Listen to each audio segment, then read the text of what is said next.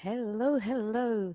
I am so excited today to be talking to you about the vexed topic of preferred names and pronouns for teens that identify as transgender. Now, I am talking about teens that had a sudden declaration of being transgender, and probably or potentially that declaration did not sit well with the parent, not because the parent is transphobic, but because the parent doesn't feel that this identity is their teen's true identity. I am just a mom. I am not a healthcare professional, and you absolutely should be getting professional advice. I do not subscribe to the affirmation model, and I recommend that if you're getting professional advice dealing with transgender issues, that you find out if the person is affirming or if they are gender critical. So, why is this issue of name and pronoun such a hot button issue? So what happens is the teen comes out as transgender, and they may ask for various things or they may not. Now, if your teen does not ask for their name or their pronouns to be changed, I strongly recommend that you do not offer. So this becomes an issue if they ask for the name change.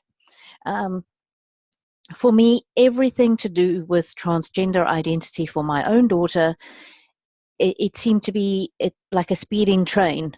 The more things I said yes to, the more things they wanted to have experience do. So we had gone haircut, boys' clothes, and then the next hot button issue was this issue to do with names. And it was particularly difficult because we had already agreed that if it was unsafe, I would be saying no to it. So hormones and surgery were off the table on the early days. We wouldn't even discuss it. But this issue of the preferred name and pronouns really became a big deal. Now, my daughter explained to me that they felt that we were disrespectful when we did not immediately feel excited about using a boy's name. So, for example, if her name was Juliet, she might want to be called Jeffrey. And so you can understand that having called her Juliet for her entire life, 12 years, it's very difficult to suddenly say Jeffrey. Not only did she want her preferred name changed, she also wanted the pronouns changed. Now, in all of my videos, you will hear me mixing up pronouns for my daughter. It's just before she decided that she was transgender,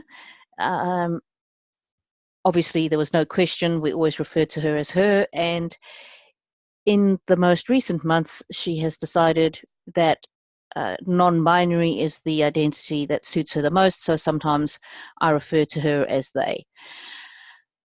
What happens with the parents, though, when a teen wants this new name and these new pronouns, is that the parent actually feels like they are losing their child, and this is a very normal feeling. And I think it's very important to let the teen know how you feel. Now, some parents don't agree with that, so this is just my own personal view. But my feeling is if they are old enough and mature enough to start wanting to change their gender identity, then they are old enough and mature enough to see the effect that their decisions are having on people around them. So I had this discussion with my daughter. She wanted to be called the new name, Jeffrey, pronoun he, and also be referred to as my son, which really stuck in my throat. To start off with, I did not believe that transgender was her true identity, and this all just felt like it was going too far. And what happened was she said to me that she would always be my child, and so I shouldn't look at it like losing a daughter. I should look at it like gaining a son, which is a script that sometimes these trans kids see online, and they're taught to say these kinds of things. Well, that just completely ruined me. I burst into tears. I'm not an amazingly emotional person, but I completely burst into tears and just sobbed and sobbed and sobbed. And she was very startled. And I just said to her, I don't want to lose my daughter. So it is a very, very emotional thing. And I think having had that emotional outburst, although it was unintended at the time, it did later on inform her her views of me and how we continued down the process of this name change. Now, as I'm talking, it's really important to remember that the preferred name and pronoun is not a make or break issue. This issue alone will not determine your teen's outcome of their transgender identity. It will not determine whether they go down the route of hormones. It will not determine whether they desist. This issue on its own will not be determinative. I have seen many blogs and videos from people who have desisted, that is, gone back to their biological sex as their gender identity, who did have a name change and a pronoun change.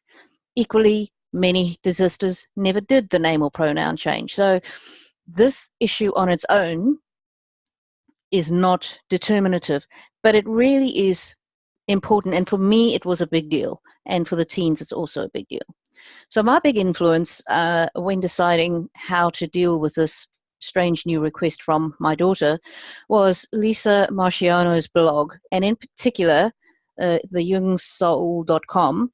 And the one in particular is New Guidance for Rapid Onset Gender Dysphoria. So if you just search Lisa Marchiano, New Guidance for Rapid Onset Gender Dysphoria, you will find her blog.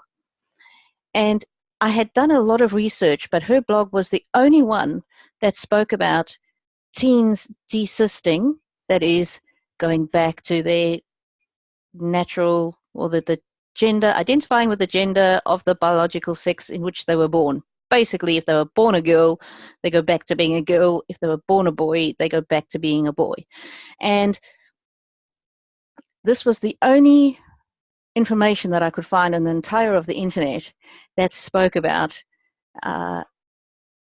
this idea of what issues or traits could help a teen desist.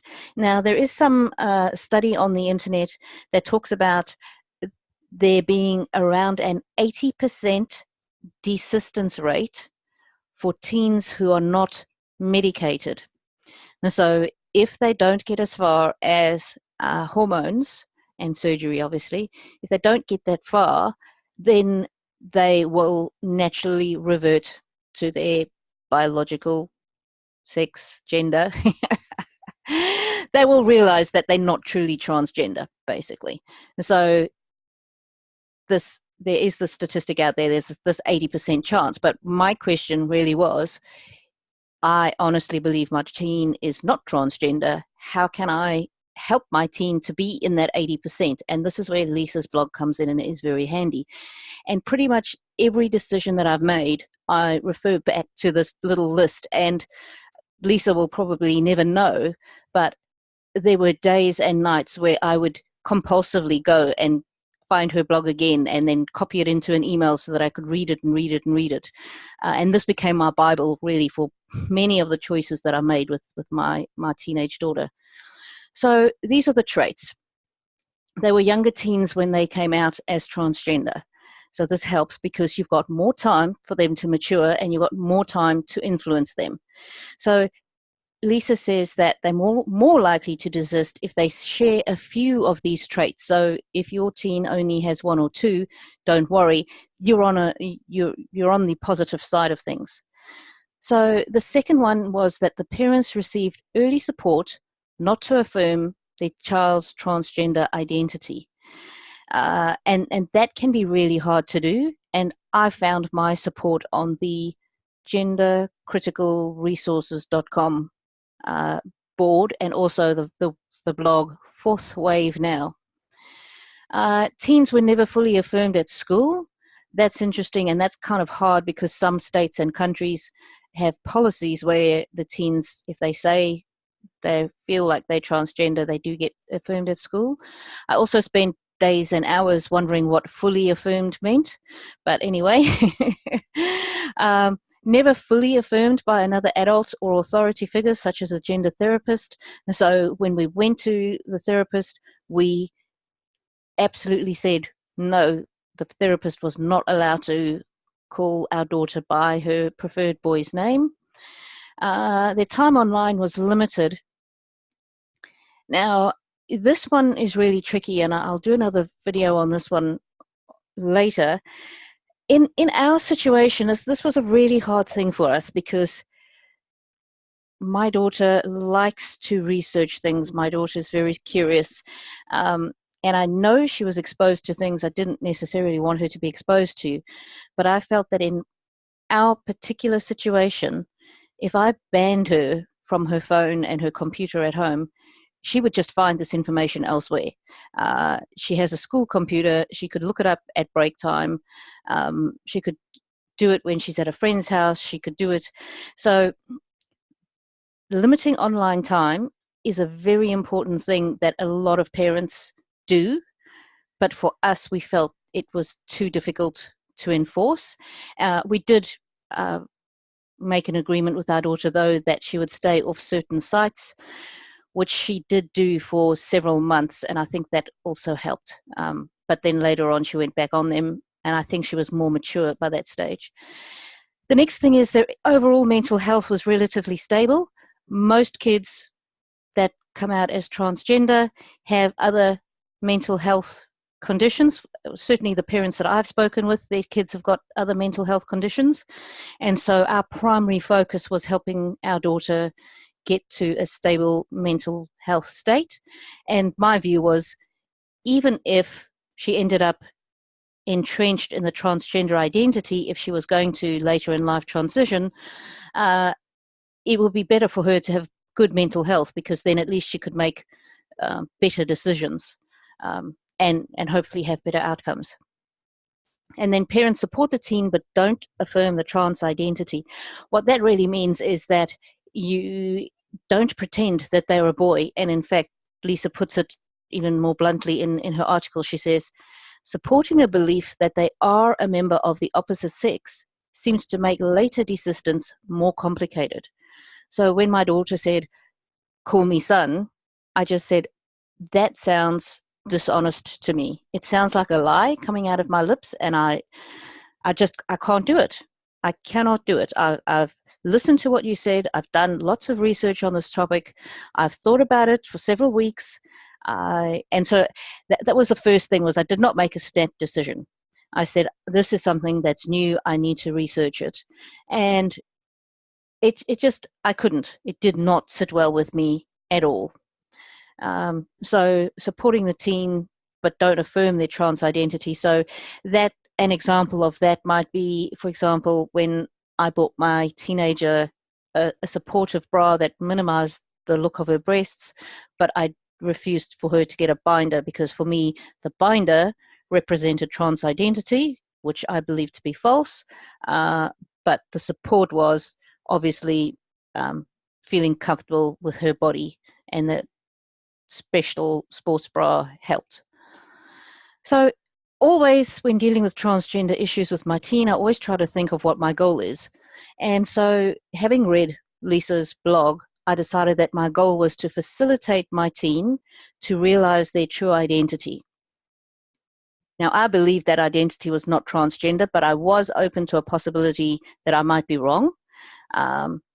But because I believed the identity was not transgender, my goal was for my teen to want to desist. Now, this word facilitate, I put it in red for a very good reason. Facilitate is Latin, comes from the Latin root facile, which means make easy. So I wanted to make it easy for my teen to realize their true identity, and I wanted to make it easy for them to change their minds. So we've had some very heated discussions and arguments. I don't want her to dig in and be entrenched in that and keep going with that identity just to prove me wrong. So I'm starting to, at this point, realized that I need to have a way of giving her an out. And I really, truly, honestly believe for my teenager, changing her name to Jeffrey would have made it very difficult for her to have a way out if she later changed her name. So now, as you're proceeding, it's important again to remember that there's no right or wrong answer. I have no judgment or criticism of parents who do agree to name change and pronoun change. It is as individual as our children are. And so to a large extent, you have to rely on your own instincts. There's absolutely no studies that I've ever found that deal with this issue of name and gender change. And so what I propose to do now is share my journey. We went up and down a little bit, and then leave you with some conclusions and suggestions. So firstly, the first thing that happened was the name war started. My daughter was desperate to be called Jeffrey. We were desperate never to call her Jeffrey, and it became very ugly. We couldn't even talk about anything. This was the only topic every time we saw her. This was the only thing that would come out of her lips. We did try for about a month to get onto the idea of a gender neutral name, which she was very, very anti, I have to say, to the gender neutral name, which made it difficult for us. And we tried a whole lot of things, Alex, Sam, everything we suggested she hated, everything she suggested we hated, and it was just becoming more and more unpleasant. In the end, she decided to adopt. We were just not budging. So she decided to adopt a name of a bird, Eagle. So she wanted us to call her Eagle. And so we decided, right, this is now not Jeffrey, so we could live with Eagle. And we started to use Eagle at home. We made it very clear that it was going to be limited use. She was not to have this name used by her friends or her teachers or her therapist or anywhere else. This was only going to be us at home.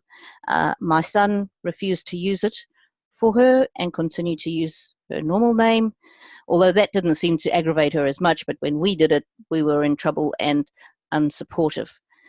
And then also what comes with that is pronouns. I could not bring myself to call her he, and so the compromise that we both begrudgingly came to was we would call her Eagle and continue to call her she, her. That went on for about 6 weeks until she announced very crossly that we had ruined her preferred name because we had feminized it by using feminine pronouns. So that was an unpleasant time again. She thought we were being unsupportive. We thought she was being unreasonable. So that restarted the naming wars again and ignited further arguments and unhappiness in the home. Then she admitted to me that she had used the boy's name Jeffrey online without our permission in an online group. That made me very angry, and I felt betrayed because she had agreed not to use it, and she said to me, but I only agreed under protest. So I didn't really agree. You forced me to agree not to use the boy's name. And I am really not sure what would have happened at that point had I not come across the most amazing person in the form of Sasha Ayed.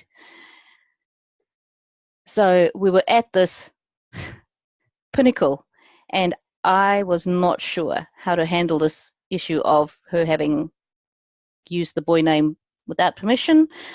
And part of me really wanted to take away her computer, her internet access, ground her, keep her in the house till she's 21. But then I came across the amazing, incredible, talented Sasha. Please, if you haven't already seen her website, inspiredteentherapy.com, and signing up to her Patreon, which was at the time $10 a month, was the very best thing I did as a parent of a child that identified as transgender. Honestly, Sasha has got such insight from working with these kids. And so Sasha said a couple of things that annoyed me but made sense. First, she said you have to build trust. And I'm like, well, how am I going to build trust? My kid doesn't trust me. I don't trust her. We're done. It's too late. It's too late, Sasha. I can't do this. But at the same time, she also said you have to put in place boundaries. I'm like, well, I've done that. I'm not calling my child by their boy name. Anyway, watch Sasha's videos, the building trust and the boundaries. Those are really, really, that redefined my relationship with my daughter. Sasha talks about rebuilding trust if you've already blown it, which was where I was at. And I took Sasha's words word for word. She gives you the actual words, and I used the actual words from the video to start to get my daughter to start listening and opening herself to what I was saying. So building trust was absolute essential. And then we were fortunate enough to be able to have a parent consultation with Sasha. And one of Sasha's suggestions was a 6-month pause. Now, Sasha didn't say, yes, change your child's name, or no, don't change your child's name. She did say proceed with caution, and clearly we were not very keen on changing the name. So this is where the suggestion that I got was the 6-month pause, which I thought was never going to work because my child was so belligerent at that time. Anyway, I didn't go straight into the conversation about the 6-month pause. I first followed Sasha's advice about building trust, and when my daughter was a little bit more open to me and had been a little bit more trusting of me, I reopened the conversation about the name and the pronoun. And I said to her, look, I am very disappointed that you disobeyed the rule that I put in place and that you agreed to not to use a boy's name. And then subsequently you told me you did use it in a group online. I said, but I have been thinking about it, and if you, hand on your heart, swear to me that you are not going to use that name in any other context, then I will release you from that promise in relation to this group only. So basically, I'll give you permission to try out that boy's name in that group only. And my reasoning for doing that was she had already done it. What could I do? Other than banning her from the group, and it was a group that did art, and whenever she was online with this art group, she seemed to come out of her shell and be more of her old self. So I did not want to ban her from the art group. So I said to her, so that I am prepared to do that and not be mad and not punish you for disobeying, but in exchange, I want your absolute solemn hand-on-heart promise that you're not going to use it anywhere else. And what I will do is that we will set a date in the calendar for 6 months' time, and then we will discuss this issue again. And this brings to mind actually another one of Sasha's suggestions, which is a trade-off. So I've said I'm going to let her off the hook, and in exchange, I expect her to play by the rules. And then the other trade-off is we will rediscuss the thing in 6 months' time, which actually, I have to say, I thought was a pretty silly idea, and I did not think it would work at all. So, but anyway, we couldn't go on having a big war in the house over the name, and so that's what we did. My daughter was relieved. She felt that I was supporting her to explore her gender identity to that very limited degree. We did not have to fight over the name anymore. That just went totally off the table, and things at home got a lot better. We could enjoy each other's company. We didn't have to worry about the issue with the name.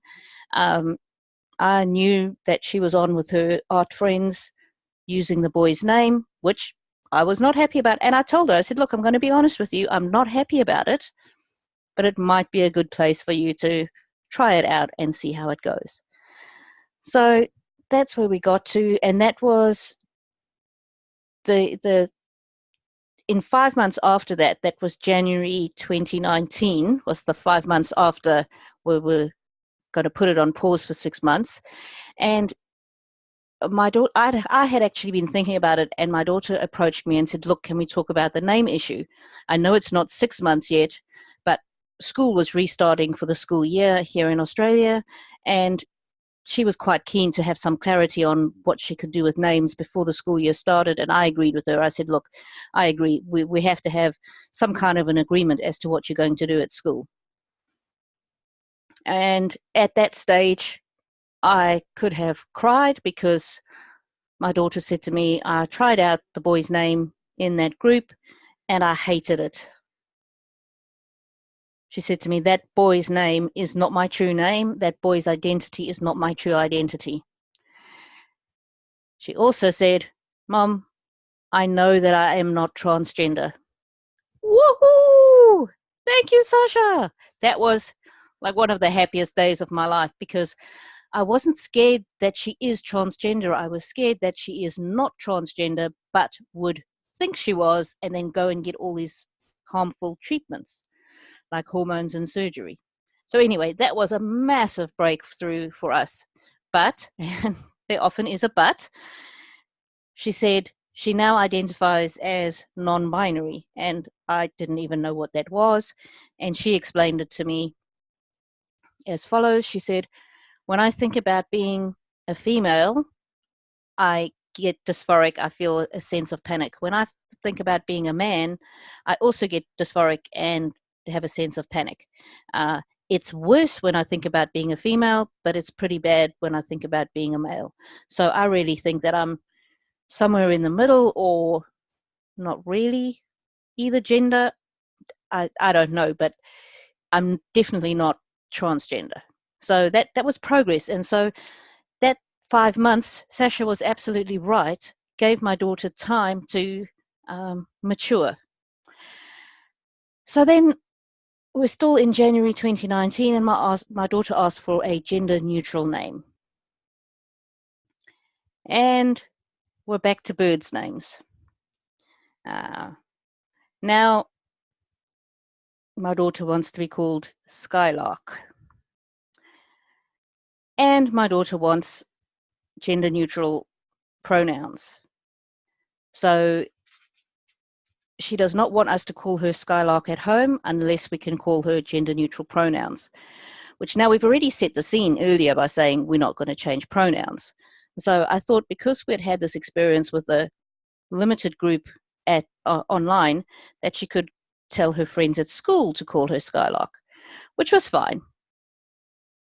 And I said we would reassess in another 6 months' time. See, I'm just making up, adopting Sasha's rules and going with them and adapting them. And so that worked for 3 months until the beginning of April 2019, when we were called into the school, and the school said the kids and the teachers are very confused because the kids are calling her Skylark, teachers are calling her Juliet. Kids are saying they, teachers are saying her. Teachers are reporting that this is causing disruption in the class, and Juliet is getting angry whenever she's called she by another child, and the teachers don't know how to handle it. The school then decided, off their own bat, without consulting us, that they would tell the teachers they could call her Skylark and they.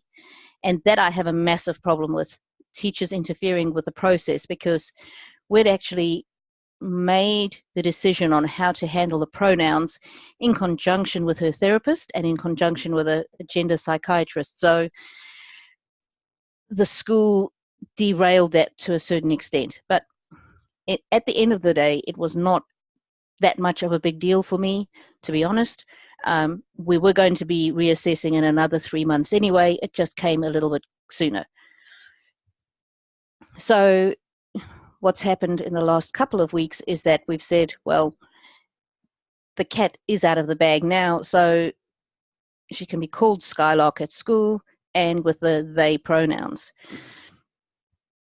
So if we'd had to go back and do it over again, I'm not sure that we would have allowed her to use the gender neutral name in the school, because then the school became very interfering when they heard this name Skylark and they heard her explaining non-binary gender to her peers. So I don't know. That was a bit of a gamble, and probably if I had to do it over again, we would have got her to have limited use of the name Skylark and maybe even adopted it at home and not at school. I'm not sure, but that complicates things for us. But that's where we are. So, and to be honest, I don't feel a sense of panic when people call her Skylark, and I don't feel a sense of panic when people use the word they. I don't mind. I sometimes even do it myself now, although I try not to really do it because I'm still thinking of Lisa Marchiano's advice that these kids are not fully affirmed. Now, I'm not 100% convinced that non-binary is my daughter's true gender identity.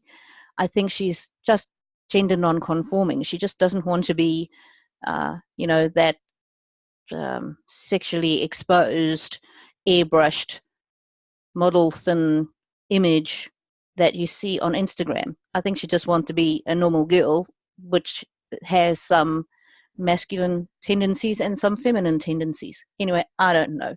But the gender neutral name doesn't bother me as much as Jeffrey. So that's where we're at. And so as I come to sharing my conclusions and what I've learned with you, I remind you that always remember your goals. So my initial goal was to get my daughter to feel comfortable enough to desist from a transgender identity if she wanted to. And that really was massive for us. And when we had the discussion about the name, whether she was going to carry the name over to the school, she actually said to me, "Mom, I am so glad that you never let me use Jeffrey and he at school, because if you had, I don't know if I would have realized that that wasn't right for me. And even if I did realize it wasn't right for me, I don't know if I would have been able to change it. It would have been really, really awkward. So thank you for not letting me use a boy's name at school." So, wow, that again just validates what Lisa Marchiano and Sasha Ayed say about not rushing to fully affirm. So I had reached my goal to help her to feel comfortable to desist from being in a transgender identity. And somewhere along the way of the process, I had attained another goal, or come up with another goal, which came solely from Sasha's teaching, which was about building strong relationships. And so that was really why, when my daughter said, "Thank you for not letting me be called a boy's name at school," she had shown such maturity. I said to her, in response to the maturity that you've shown in trying out the boy's name and realizing it wasn't your true identity, I'm going to give you the freedom to use the gender neutral name at school. I said, so I'm not happy with it and I don't agree with it, but it's part of your journey of discovery. And because you've shown that you have got flexible thinking and you can change your ideas, that was going to be your reward. And the being allowed to use the gender neutral name at school was huge for her, and being allowed now, was just recently allowing the teachers to use the name, she finds that very, very, it makes her feel more relaxed, she tells me.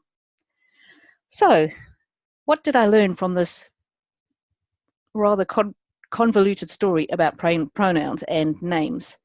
Firstly, there's no wrong or right answer. if you say yes to pronoun change and name change, that is not going to determine the outcome for your child.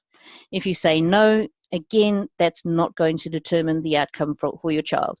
It depends. Your teenager will have their own unique personality, and for some, they will become more belligerent and they will dig their heels in more just to show you that you're wrong. And for others, it might, I don't know, have some kind of influence on them remaining on that path. So I feel it's really important to tell them your true feelings. That's, again, Lisa Marchiano. I've never told my daughter, yes, I agree and I think you're a boy. I said to her, I don't see you that way. I've never seen any indication of that. My experience of you is not that. It's not my life and my decision, but I'm just letting you know what my experience of you is. Changing your name and pronoun is very hard for me. It feels like you're killing off my daughter. That's very traumatic for me and very difficult. And because we had those discussions early on, I think that's probably why she has not asked for us to use her gender neutral name now. She's only asked for it at school. Who knows?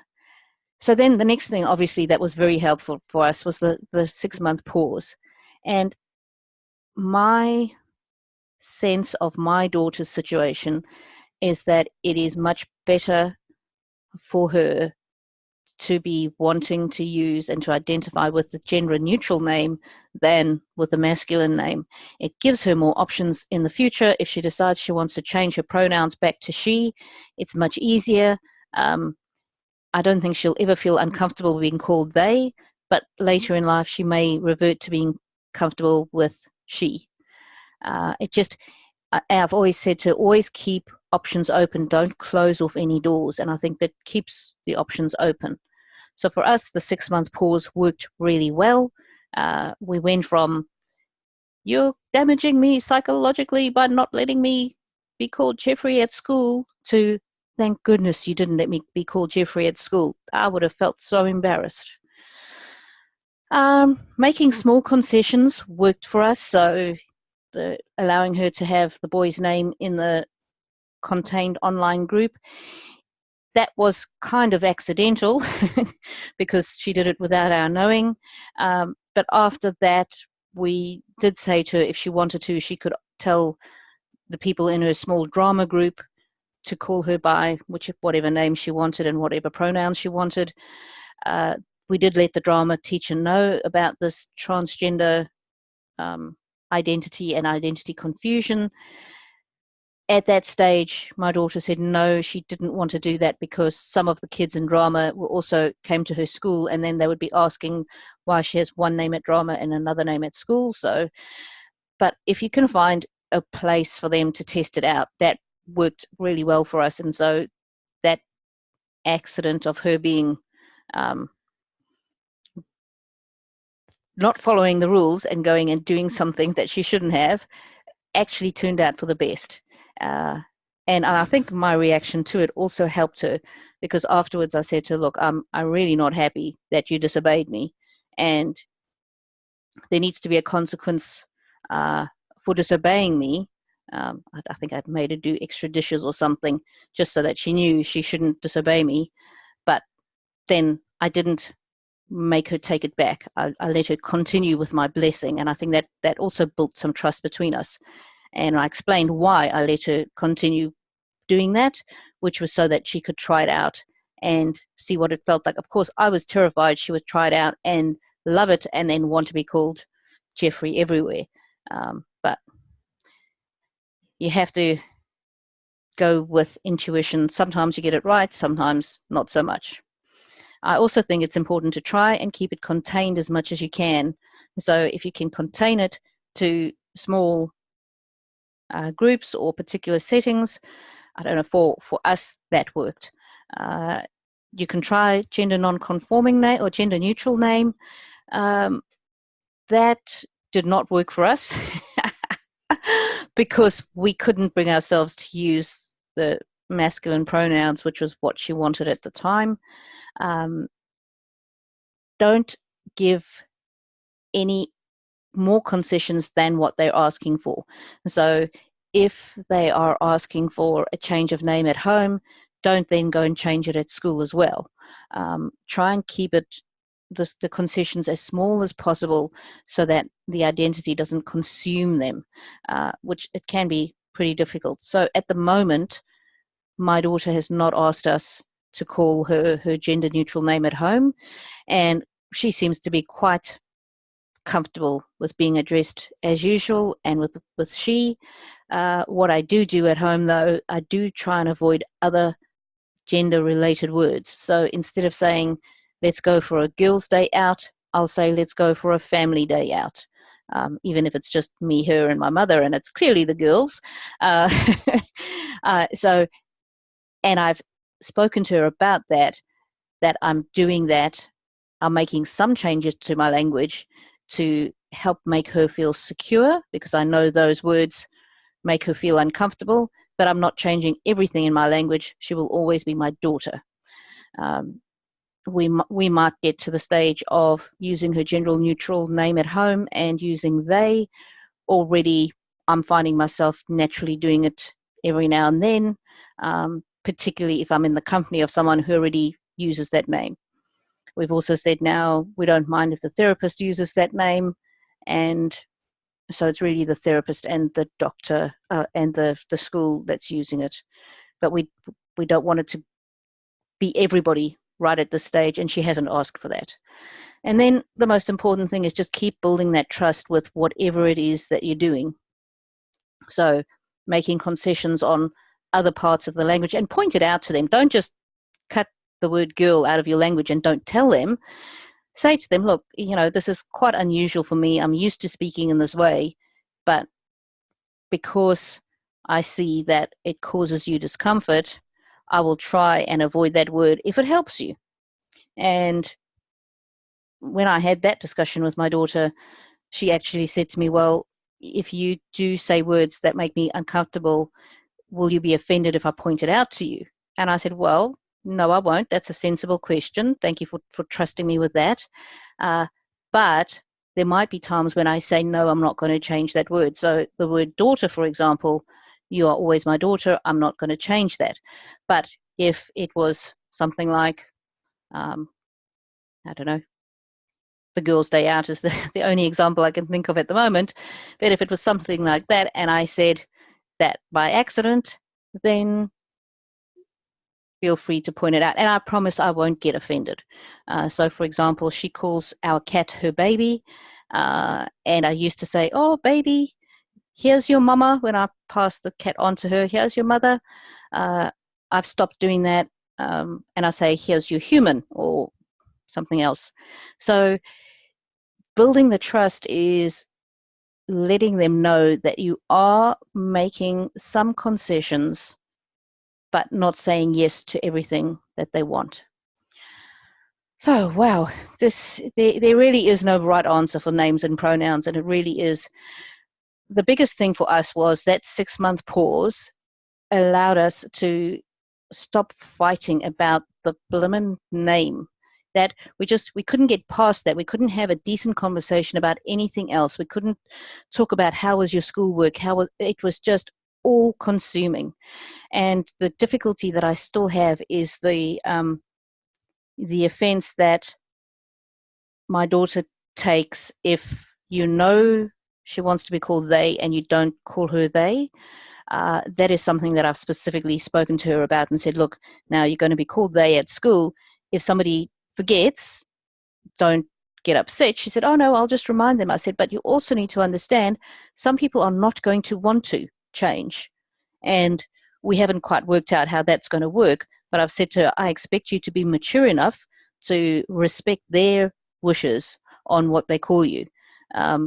It's not a personal insult that you seem to think that it is. It's just their own view.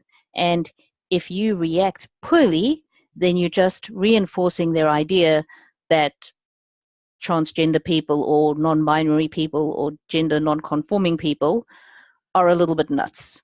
So I don't know where that's going to go. So I hope that this has been of some use to you. If it has, please, please, please subscribe, because that is how I'm going to know whether I should still be putting more time into making more videos. If you are not public about your transgender views or your transgender struggles with your teen, you can subscribe. Use on your YouTube settings, you can go into the settings and you click, there's an option that says do not show who I subscribe to.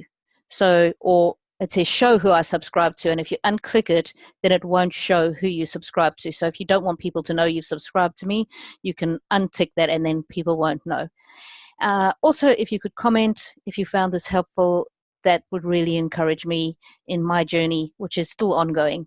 And I would wish you all of the best, and hope that that's been of some use.